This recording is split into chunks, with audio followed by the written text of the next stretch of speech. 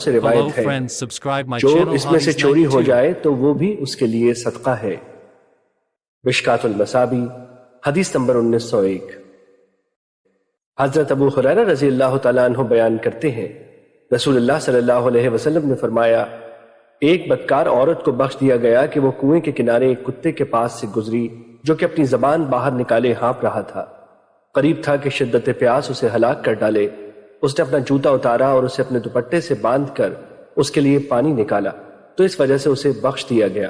عرض کیا گیا کیا حیوانوں کے ساتھ حسن سلوک کرنے سے بھی ہمارے لیے اجر ہے؟ آپ صلی اللہ علیہ وسلم نے فرمایا ہر جاندار چیز کے ساتھ اچھا سلوک کرنے میں اجر ہے۔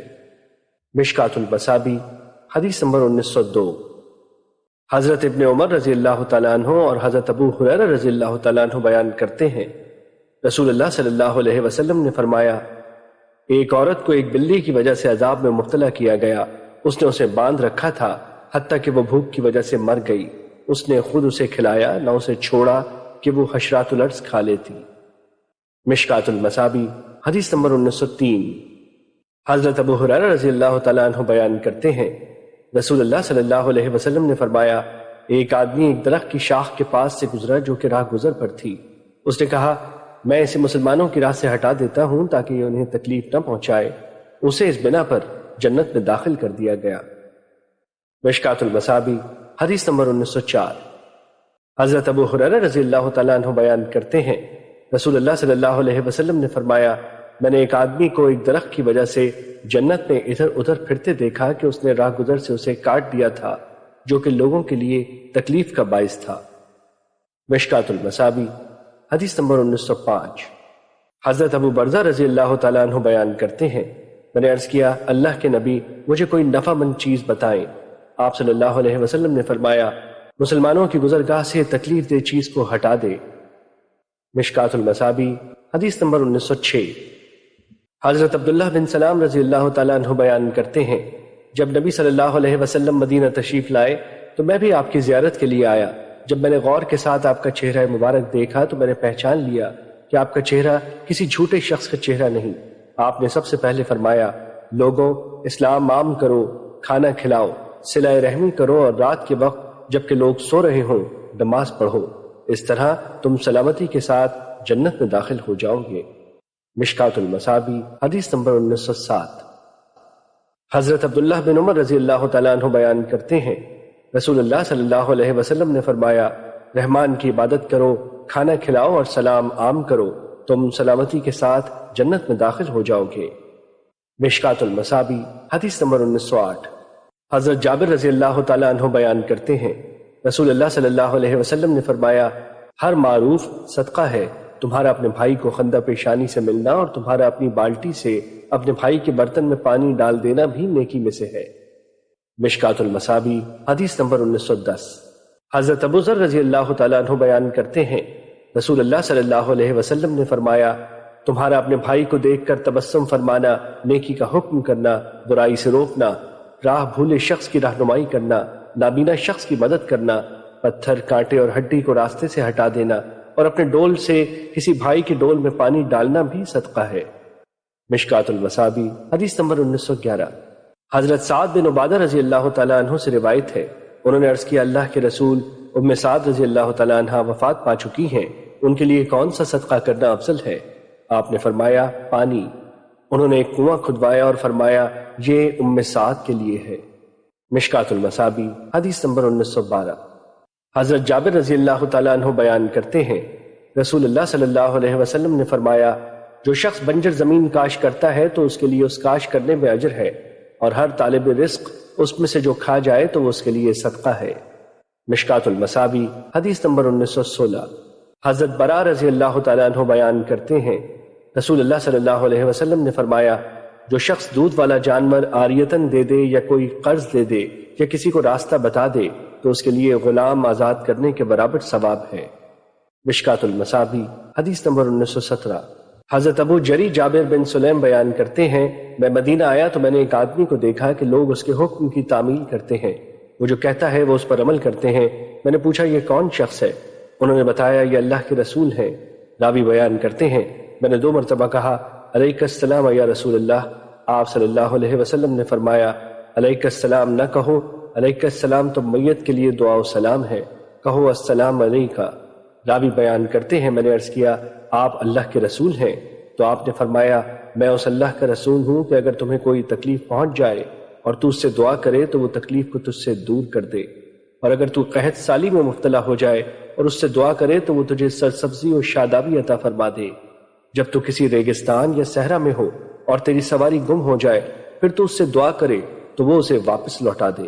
میں نے عرض کیا مجھے کوئی وصیت فرمائے۔ آپ صلی اللہ علیہ وسلم نے فرمایا کسی کو گالی نہ دینا۔ راوی بیان کرتے ہیں میں نے پھر اس کے بعد کسی آزاد کو گالی دی، نہ کسی غلام کو، نہ کسی اونٹ کو، نہ ہی کسی بکری کو۔ آپ صلی اللہ علیہ وسلم نے فرمایا نیکی کے کسی کام کو حقیر نہ جاننا۔ اگر تو اپنے بھائی سے خندہ پیشانی سے گفتگو کرے تو یہ بھی نیکی ہے۔ اپنا ازار نصف پنڈلی تک رکھ، اگر تو ایسے نہ کرے تو پھر ٹخنوں تک اور ٹخنوں سے نیچے ازار، تہبند، شلوار، پاجامہ وغیرہ لٹکانے سے اجتناب کر، کیونکہ یہ تکبر ہے اور اللہ تکبر پسند نہیں کرتا۔ اور اگر کوئی آدمی تجھے گالی دے اور تجھ پر عیب لگائے جس کے متعلق وہ جانتا ہو کہ وہ عیب تم میں موجود ہے، تو اس کے متعلق جو تم جانتے ہو اس پر عیب نہ لگاؤ، اس کا وبال اسی پر ہوگا۔ اور ایک روایت میں ہے تمہیں اس کا اجر ملے گا جبکہ اس پر وبال ہوگا۔ مشکات المصابی حدیث نمبر 1918۔ حضرت عائشہ رضی اللہ تعالی عنہا سے روایت ہے انہوں یعنی اہل بیت نے ایک بکری ذبح کی تو نبی صلی اللہ علیہ وسلم نے دریافت فرمایا اس سے کچھ بچا ہے؟ انہوں نے عرض کیا اس کی دستی بچی ہے۔ آپ صلی اللہ علیہ وسلم نے فرمایا اس کی دستی کے سوا باقی سب بچ گیا ہے۔ مشکات المصابی حدیث نمبر 1919۔ حضرت عبداللہ بن مسعود رضی اللہ تعالیٰ عنہ مرفوع روایت بیان کرتے ہیں فرمایا 3 اشخاص ہیں جنہیں اللہ پسند کرتا ہے، دوران تہجد قرآن کی تلاوت کرنے والا، دائیں ہاتھ سے صدقہ کرنے والا جو اسے اپنے بائیں ہاتھ سے بھی مخفی رکھتا ہے، اور ایک وہ آدمی جو کسی لشکر میں ہو اور اس کے ساتھی شکست کھا جائیں لیکن وہ پھر بھی دشمن کے سامنے سینہ سپر رہے۔ مشکات المصابی حدیث نمبر 1921۔ حضرت ابو ذر رضی اللہ تعالیٰ عنہ بیان کرتے ہیں رسول اللہ صلی اللہ علیہ وسلم نے فرمایا 3 اشخاص ایسے ہیں جنہیں اللہ پسند کرتا ہے اور 3 ایسے ہیں جنہیں اللہ ناپسند کرتا ہے، رہے وہ جنہیں اللہ پسند کرتا ہے تو ان میں سے ایک آدمی وہ ہے جو کسی قوم کے پاس جائے اور اللہ کے نام پر ان سے سوال کرے، وہ ان سے اپنی باہمی قرابت کی وجہ سے سوال نہ کرے لیکن وہ اسے کچھ نہ دے۔ ایک آدمی نے اپنے ساتھیوں سے الگ ہو کر مخفی طور پر اسے کچھ دے دیا جسے صرف اللہ جانتا ہے اور وہ لینے والا جانتا ہے، اور ایک وہ قوم جو ساری رات چلتی رہی حتیٰ کہ جب نیند انہیں تمام چیزوں سے زیادہ محبوب ہو گئی تو وہ سو گئے۔ اس اثنا میں ایک آدمی کھڑا ہو کر خشوع و خضوع کے ساتھ مجھ سے دعا کرنے لگا اور میری آیات کی تلاوت کرنے لگا، اور تیسرا وہ شخص جو کسی لشکر میں دشمن سے برسر پیکار ہو لیکن وہ شکست کھا جائیں تو یہ پھر بھی سینہ سپر رہے حتیٰ کہ اسے شہید کر دیا جائے یا اسے فتح حاصل ہو جائے۔ اور وہ 3 جنہیں اللہ ناپسند کرتا ہے بوڑھا زانی، متکبر فقیر اور ظالم مالدار ہیں۔ مشکات المصابی حدیث نمبر 1922۔ حضرت انس رضی اللہ تعالیٰ عنہ بیان کرتے ہیں رسول اللہ صلی اللہ علیہ وسلم نے فرمایا جب اللہ نے زمین پیدا فرمائی تو وہ ہلنے لگی، تو پھر اس نے پہاڑ پیدا کیے اور انہیں اس زمین پر رکھنے کا حکم فرمایا تو وہ ٹھہر گئی۔ فرشتوں کو پہاڑوں کی شدت پر تعجب ہوا تو انہوں نے عرض کیا رب جی کیا تیری مخلوق میں پہاڑوں سے شدید تر کوئی چیز ہے؟ اللہ تعالیٰ نے فرمایا ہاں لوہا۔ تو انہوں نے پھر عرض کیا رب جی کیا تیری مخلوق میں لوہے سے بھی شدید تر کوئی چیز ہے؟ فرمایا ہاں آگ۔ انہوں نے عرض کیا کیا تیری مخلوق میں آگ سے بھی شدید تر کوئی چیز ہے؟ فرمایا ہاں پانی۔ انہوں نے عرض کیا رب جی کیا تیری مخلوق میں پانی سے شدید تر کوئی چیز ہے؟ فرمایا ہاں ہوا۔ پھر انہوں نے عرض کیا رب جی کیا تیری مخلوق میں ہوا سے بھی شدید تر کوئی چیز ہے؟ فرمایا ہاں وہ ابن آدم جو اپنے دائیں ہاتھ سے صدقہ کرتا ہے تو اسے اپنے بائیں ہاتھ سے مخفی رکھتا ہے۔ مشکات المصابی حدیث نمبر 1923۔ حضرت ابو ذر رضی اللہ تعالیٰ عنہ بیان کرتے ہیں رسول اللہ صلی اللہ علیہ وسلم نے فرمایا جو بندہ مسلم اپنے سارے مال سے جوڑا جوڑا اللہ کی راہ میں خرچ کرتا ہے تو جنت کے تمام دربان اپنی اپنی نعمتوں کے ساتھ اس کا استقبال کرتے ہیں۔ میں نے عرض کیا وہ کیسے خرچ کرے؟ فرمایا اگر اونٹ ہو تو 2 اونٹ اور اگر گائیں ہوں تو 2 گائیں۔ مشکات المصابی حدیث نمبر 1924۔ حضرت مرثد بن عبداللہ رحمۃ اللہ علیہ بیان کرتے ہیں رسول اللہ صلی اللہ علیہ وسلم کے کسی صحابی نے مجھے حدیث بیان کی کہ اس نے رسول اللہ صلی اللہ علیہ وسلم کو فرماتے ہوئے سنا، روز قیامت مومن کا صدقہ ہی اس کے لیے باعث سایہ ہوگا۔ مشکات المصابیح حدیث نمبر 1925۔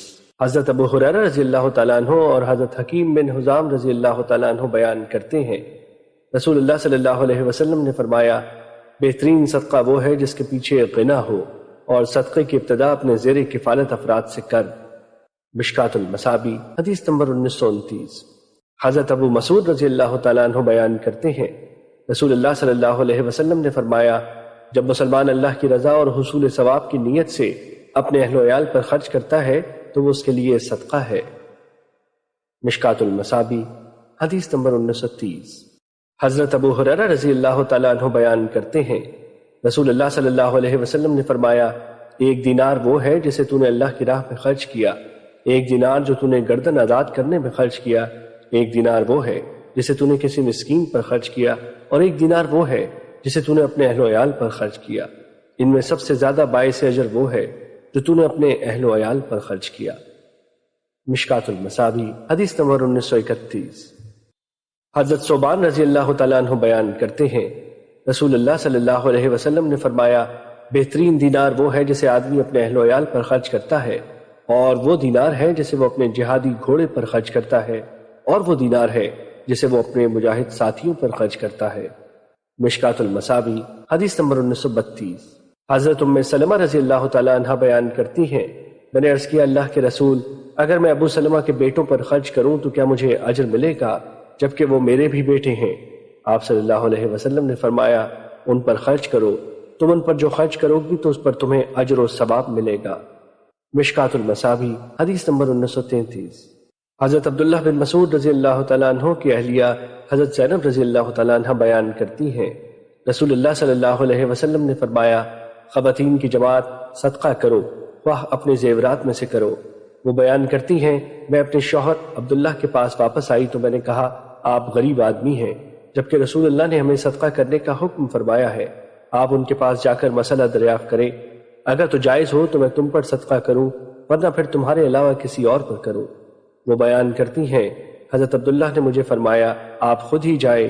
وہ بیان کرتی ہیں، میں گئی تو رسول اللہ صلی اللہ علیہ وسلم کے دروازے پر ایک انصاری خاتون کھڑی تھی، اسے بھی میرے والا مسئلہ ہی درپیش تھا۔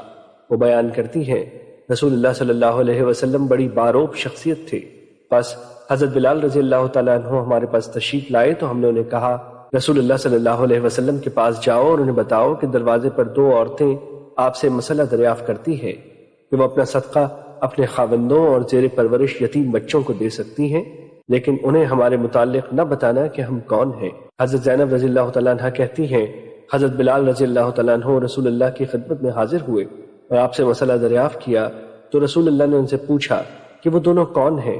انہوں نے عرض کیا، ایک انصاری خاتون اور ایک زینب ہے۔ رسول اللہ صلی اللہ علیہ وسلم نے فرمایا، کون سی زینب؟ انہوں نے عرض کیا، عبداللہ کی اہلیہ۔ رسول اللہ صلی اللہ علیہ وسلم نے فرمایا، ان دونوں کے لیے دگنا اجر ہے، قرابت داری کا اجر اور صدقے کا اجر۔ مشکات المصابیح حدیث نمبر 1934۔ حضرت میمونہ بنت حارث رضی اللہ تعالیٰ عنہ سے روایت ہے کہ انہوں نے رسول اللہ صلی اللہ علیہ وسلم کے دور میں ایک لونڈی آزاد کی۔ انہوں نے رسول اللہ صلی اللہ علیہ وسلم سے اس کا ذکر کیا تو آپ نے فرمایا، اگر تم اسے اپنے ماموؤں کو دے دیتی تو تمہارے لیے زیادہ باعث اجر ہوتا۔ مشکات المصابیح حدیث نمبر 1935۔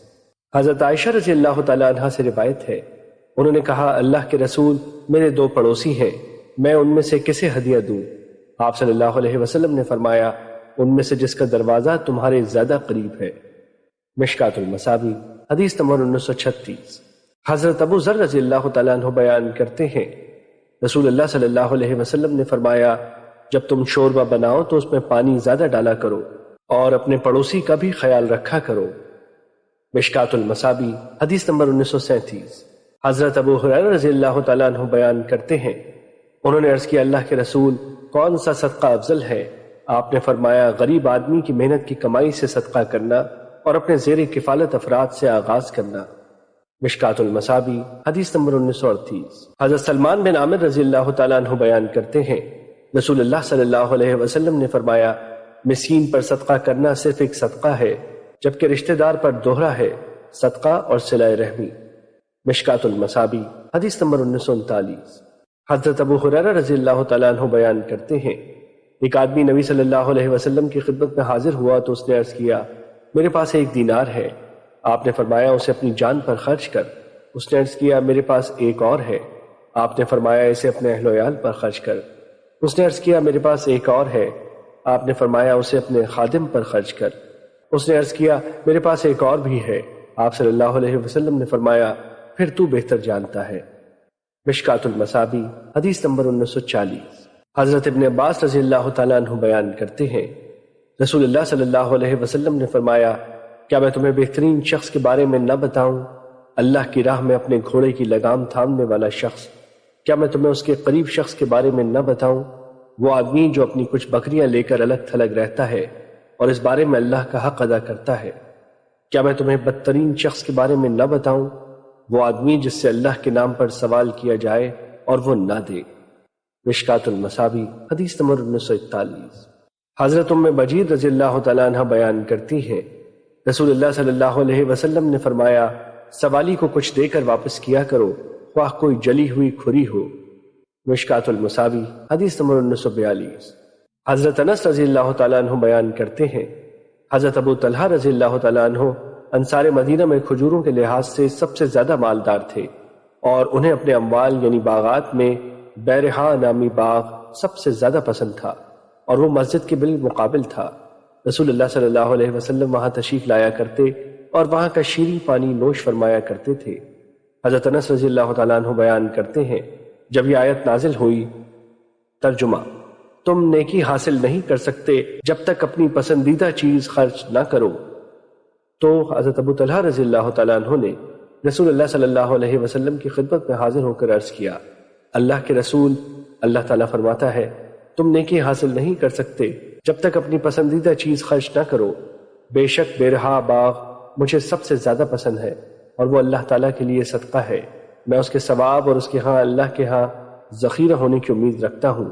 اللہ کے رسول، اللہ کے حکم کے مطابق آپ جیسے اور جہاں چاہیں اسے استعمال کریں۔ رسول اللہ صلی اللہ علیہ وسلم نے فرمایا، بہت خوب، یہ تو بہت نفع بخش مال ہے، اور تم نے جو کہا میں نے اسے سن لیا، اور میں تو یہی چاہتا ہوں کہ تم اسے اپنے رشتہ داروں میں تقسیم کر دو۔ حضرت ابو طلحہ رضی اللہ تعالیٰ عنہ نے عرض کیا، اللہ کے رسول، میں ایسے ہی کروں گا۔ حضرت ابو طلحہ رضی اللہ تعالیٰ عنہ نے اسے اپنے رشتہ داروں اور اپنے چچا زاد بھائیوں میں تقسیم کر دیا۔ مشکات المصابیح حدیث نمبر 1945۔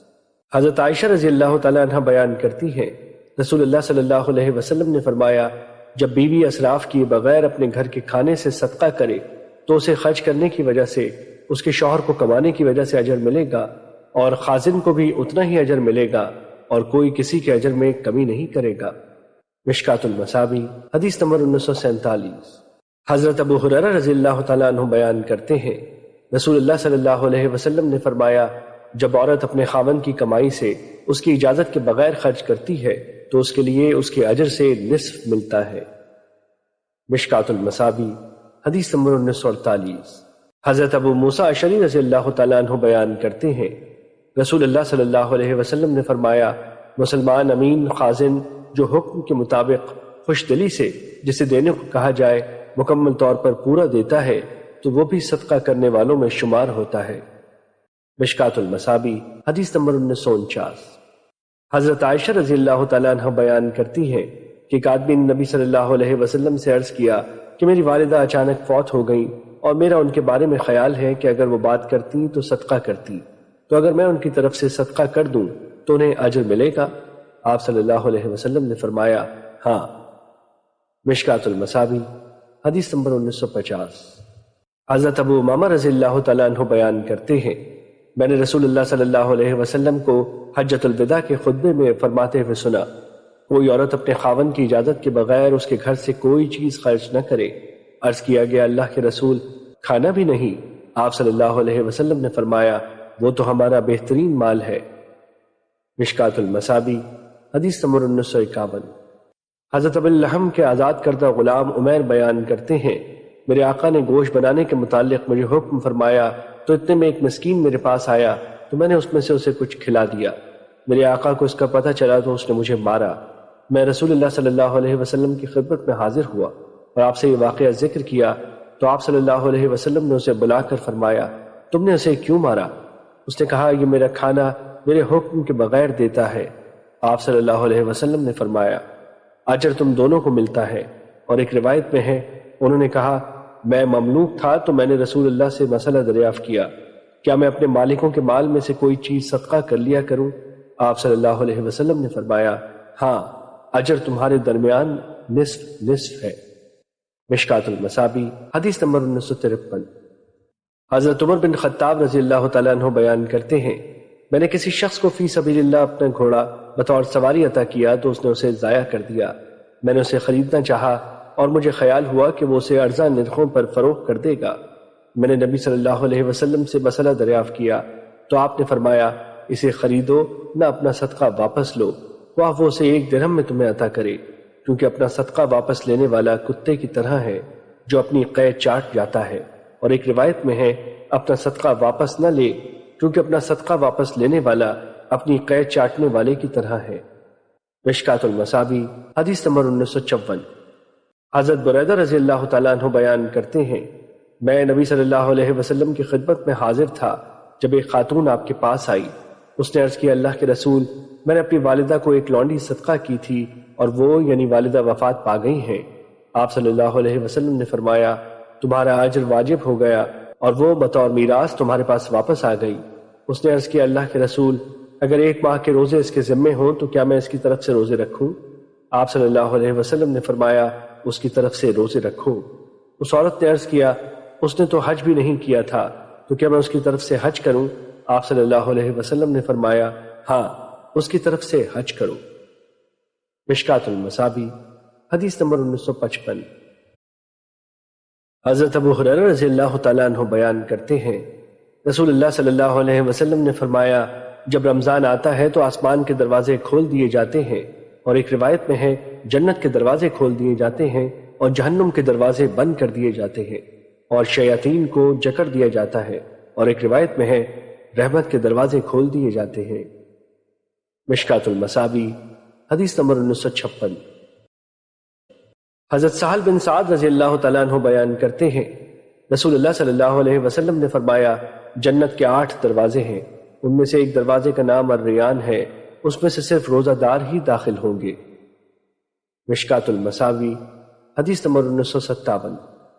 حضرت ابو ہریرہ رضی اللہ تعالیٰ عنہ بیان کرتے ہیں، رسول اللہ صلی اللہ علیہ وسلم نے فرمایا، جو شخص ایمان و اخلاص اور ثواب کی نیت سے روزے رکھے تو اس کے سابقہ گناہ معاف کر دیے جاتے ہیں۔ جو شخص ایمان و اخلاص اور ثواب کی نیت سے رمضان میں قیام کرے یعنی نماز تراویح کا اہتمام کرے تو اس کے سابقہ گناہ معاف کر دیے جاتے ہیں، اور جو شخص ایمان و اخلاص اور ثواب کی نیت سے شب قدر کا قیام کرے تو اس کے سابقہ گناہ بخش دیے جاتے ہیں۔ مشکات المصابیح حدیث نمبر 1958۔ حضرت ابو ہریرہ رضی اللہ تعالیٰ عنہ بیان کرتے ہیں، رسول اللہ صلی اللہ علیہ وسلم نے فرمایا، ابن آدم کے ہر نیک عمل کو 10 گنا سے 700 گنا تک بڑھا دیا جاتا ہے۔ اللہ تعالیٰ فرماتا ہے، روزے کے سوا، کیونکہ وہ میرے لیے ہے اور میں ہی اس کی جزا دوں گا۔ وہ اپنی خواہش اور اپنے کھانے کو میری وجہ سے ترک کرتا ہے۔ روزے دار کے لیے 2 خوشیاں ہیں، ایک فرحت و خوشی تو اس کے افطار کے وقت ہے، جبکہ ایک خوشی اپنے رب سے ملاقات کے وقت ہے، اور روزے دار کی منہ کی بو اللہ کے ہاں کستوری کی خوشبو سے بھی زیادہ بہتر ہے، اور روزہ ڈھال ہے۔ جس روز تم میں سے کسی کا روزہ ہو تو وہ فحش گوئی اور ہذیان سے اجتناب کرے۔ اگر کوئی اسے برا بھلا کہے یا اس سے لڑائی جھگڑا کرے تو وہ کہے کہ میں روزے دار ہوں۔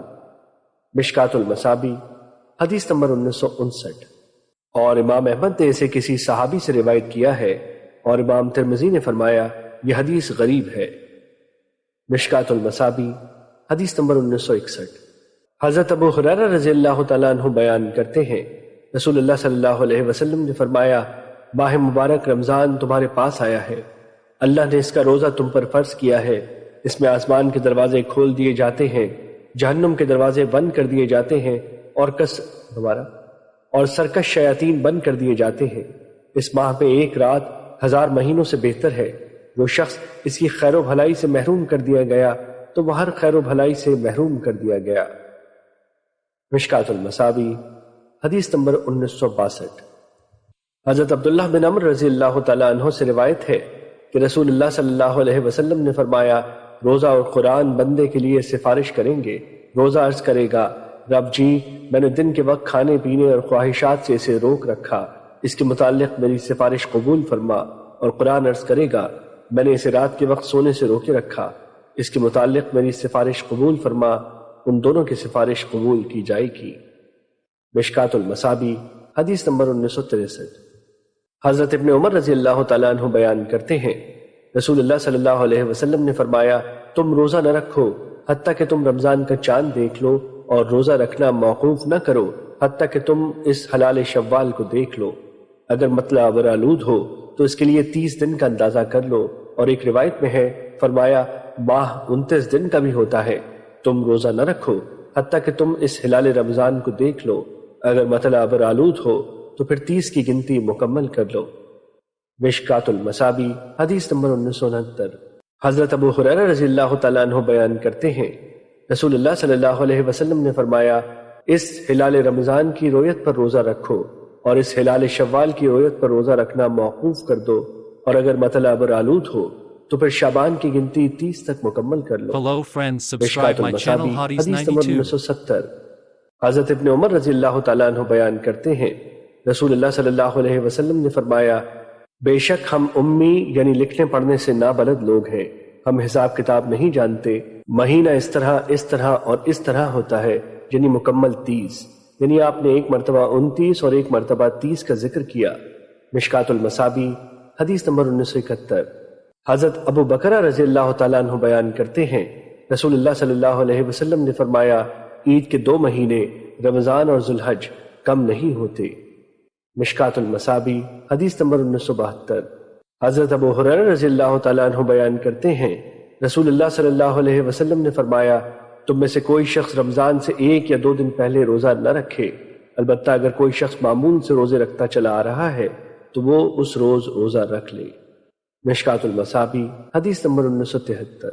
حضرت ابو ہریرہ رضی اللہ تعالیٰ عنہ بیان کرتے ہیں، رسول اللہ صلی اللہ علیہ وسلم نے فرمایا، جب نصف شعبان ہو جائے تو پھر روزہ نہ رکھو۔ مشکات المصابیح حدیث نمبر 1974۔ حضرت ام سلمہ رضی اللہ تعالیٰ عنہ بیان کرتی ہیں، میں نے نبی صلی اللہ علیہ وسلم کو شعبان کے علاوہ 2 ماہ لگاتار روزے رکھتے ہوئے نہیں دیکھا۔ مشکات المصابیح حدیث نمبر 1976۔ حضرت ابن عمر رضی اللہ تعالیٰ عنہ بیان کرتے ہیں، لوگ چاند دیکھنے کے لیے جمع ہوئے تو میں نے رسول اللہ صلی اللہ علیہ وسلم کو بتایا کہ میں نے اس کو دیکھ لیا ہے۔ آپ نے روزہ رکھا اور لوگوں کو بھی روزہ رکھنے کا حکم فرمایا۔ مشکات المصابیح حدیث نمبر 1979۔ حضرت عائشہ رضی اللہ تعالیٰ عنہ بیان کرتی ہیں، رسول اللہ صلی اللہ علیہ وسلم شعبان کی گنتی کا دیگر مہینوں کی نسبت زیادہ اہتمام کیا کرتے تھے، پھر آپ رمضان کا چاند نظر آنے پر روزہ رکھتے، اگر مطلع ابر آلود ہوتا تو آپ 30 دن کی گنتی فرماتے، پھر روزہ رکھتے۔ مشکات المصابیح حدیث نمبر 1980۔ حضرت ابو البختری رحمۃ اللہ علیہ بیان کرتے ہیں، ہم عمرے کے لیے روانہ ہوئے، ہم نے بطن نخلہ کے مقام پر پڑاؤ ڈالا تو ہم چاند دیکھنے کے لیے اکٹھے ہوئے، تو کچھ لوگوں نے کہا یہ تیسری رات کا ہے، کسی نے کہا دوسری رات کا ہے۔ ہم حضرت ابن عباس رضی اللہ تعالیٰ عنہ سے ملے تو ہم نے کہا ہم نے چاند دیکھا، تو کسی نے کہا وہ تیسری رات کا ہے اور کسی نے کہا دوسری رات کا ہے۔ انہوں نے فرمایا تم نے کس رات اسے دیکھا تھا؟ ہم نے کہا فلاں فلاں رات۔ انہوں نے فرمایا رسول اللہ صلی اللہ علیہ وسلم نے اس یعنی رمضان کی مدت اس کی رویت مقرر کی ہے، وہ یعنی رمضان اس رات سے شروع ہوتا ہے جس رات تم اسے دیکھو۔ اور ابو البختری رحمۃ اللہ علیہ کی دوسری روایت میں ہے، انہوں نے کہا ہم نے ذات عرق کے مقام پر رمضان کا چاند دیکھا تو ہم نے مسئلہ دریافت کرنے کے لیے ایک آدمی کو حضرت ابن عباس رضی اللہ تعالیٰ عنہ کے پاس بھیجا، تو انہوں نے کہا رسول اللہ صلی اللہ علیہ وسلم نے فرمایا اللہ تعالیٰ نے اس یعنی شعبان کو اس یعنی ہلال رمضان کی رویت تک دراز کیا ہے، اگر مطلع ابر آلود ہو تو گنتی کو مکمل کر لو۔ مشکات المصابیح حدیث نمبر 1981۔ حضرت انس رضی اللہ تعالیٰ عنہ بیان کرتے ہیں، رسول اللہ صلی اللہ علیہ وسلم نے فرمایا سحری کھایا کرو کیونکہ سحری کھانے میں برکت ہے۔ مشکات المصابیح حدیث نمبر 1982۔ حضرت عمرو بن عاص رضی اللہ تعالیٰ عنہ بیان کرتے ہیں، رسول اللہ صلی اللہ علیہ وسلم نے فرمایا ہمارے اور اہل کتاب کے روزوں میں سحری کھانے کا فرق ہے۔ مشکات المصابی حدیث نمبر 1983۔ حضرت سہل رضی اللہ تعالیٰ عنہ بیان کرتے ہیں، رسول اللہ صلی اللہ علیہ وسلم نے فرمایا، جب تک لوگ افطاری کرنے میں جلدی کرتے رہیں گے وہ خیر و بھلائی پر رہیں گے۔ مشکات المصابی حدیث نمبر 1984۔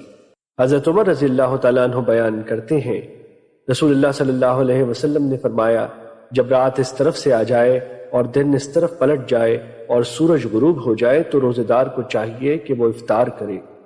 مشکات المصابی حدیث نمبر 1985۔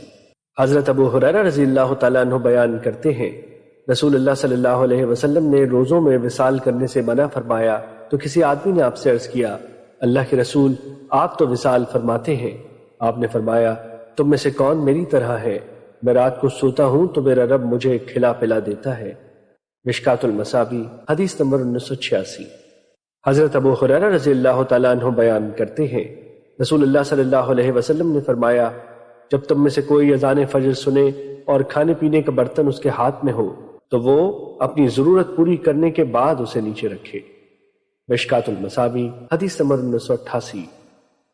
حضرت سلمان بن عامر رضی اللہ تعالیٰ عنہ بیان کرتے ہیں، رسول اللہ صلی اللہ علیہ وسلم نے فرمایا، جب تم میں سے کوئی افطار کرے تو وہ کھجور سے افطار کرے کیونکہ وہ باعث برکت ہے، اگر وہ نہ پائے تو پھر پانی سے افطار کر لے کیونکہ وہ باعث طہارت ہے۔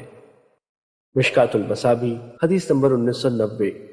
حضرت انس رضی اللہ تعالیٰ عنہ بیان کرتے ہیں، نبی صلی اللہ علیہ وسلم نماز مغرب پڑھنے سے پہلے چند تازہ کھجوروں سے افطار کیا کرتے تھے، اگر تازہ کھجوریں نہ ہوتی تو پھر چند چھہاروں سے، اور اگر چھہارے نہ ہوتے تو پھر پانی کے چند گھونٹ پی لیا کرتے تھے۔ مشکات المصابی حدیث نمبر 1991۔ حضرت زید بن خالد رضی اللہ تعالیٰ عنہ بیان کرتے ہیں، رسول اللہ صلی اللہ علیہ وسلم نے فرمایا، جو شخص کسی روزے دار کا روزہ افطار کرائے یا کسی مجاہد کی تیاری کرا دے تو اسے بھی اس روزے دار یا مجاہد کی مثل اجر ملتا ہے۔ مشکات المصابی حدیث نمبر 1992۔ حضرت ابن عمر رضی اللہ تعالیٰ عنہ بیان کرتے ہیں، جب نبی صلی اللہ علیہ وسلم روزہ افطار کرتے تو آپ یہ دعا پڑھا کرتے تھے، پیاس جاتی رہی، رگیں تر ہو گئیں، اور اگر اللہ نے چاہا تو اجر ثابت ہو گیا۔ مشکات المصابی حدیث نمبر 1993۔ حضرت ابو ہریرہ رضی اللہ تعالیٰ عنہ بیان کرتے ہیں، رسول اللہ صلی اللہ علیہ وسلم نے فرمایا، جب تک لوگ افطار کرنے میں جلدی کرتے رہیں گے دین غالب رہے گا، کیونکہ یہود و نصارہ افطار کرنے میں تاخیر کرتے ہیں۔ مشکات المصابی حدیث نمبر 1995۔ حضرت ابو عطیہ رحمۃ اللہ علیہ بیان کرتے ہیں، میں اور مسروق حضرت عائشہ رضی اللہ تعالیٰ عنہ کی خدمت میں حاضر ہوئے تو ہم نے عرض کیا، ام المومنین، محمد صلی اللہ علیہ وسلم کے صحابہ میں سے دو آدمی ہیں، ان میں سے ایک جلدی افطار کرتے ہیں اور جلد ہی نماز مغرب پڑھتے ہیں، جبکہ دوسرے دیر سے افطار کرتے ہیں اور دیر سے نماز پڑھتے ہیں۔ انہوں نے فرمایا، ان میں سے کون جلد افطار کرتا ہے اور جلد نماز پڑھتا ہے؟ ہم نے عرض کیا، عبداللہ بن مسعود رضی اللہ تعالیٰ عنہ۔ انہوں نے فرمایا، رسول اللہ صلی اللہ علیہ وسلم نے بھی ایسے ہی کیا، جبکہ دوسرے حضرت ابو موسیٰ رضی اللہ تعالیٰ عنہ ہیں۔ مشکات المصابی حدیث نمبر 1996۔ حضرت ارباز بن ساریہ رضی اللہ تعالیٰ عنہ بیان کرتے ہیں، رسول اللہ صلی اللہ علیہ وسلم نے رمضان میں مجھے سحری کی دعوت دیتے ہوئے فرمایا، مبارک کھانے کی طرف آؤ۔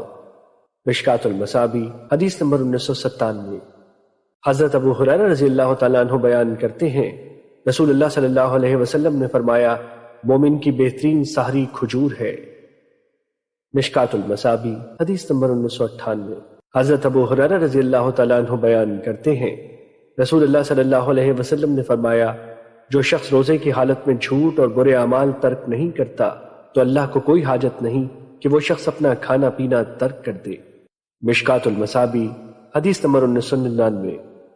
حضرت عائشہ رضی اللہ تعالیٰ عنہ بیان کرتی ہیں، رسول اللہ صلی اللہ علیہ وسلم روزے کی حالت میں بوسہ لے لیا کرتے تھے اور گلے مل لیا کرتے تھے، اور آپ اپنی خواہش پر تم سے زیادہ قابو رکھنے والے تھے۔ مشکات المصابی حدیث number Hello 2000۔ friends, subscribe my channel Hotties 92.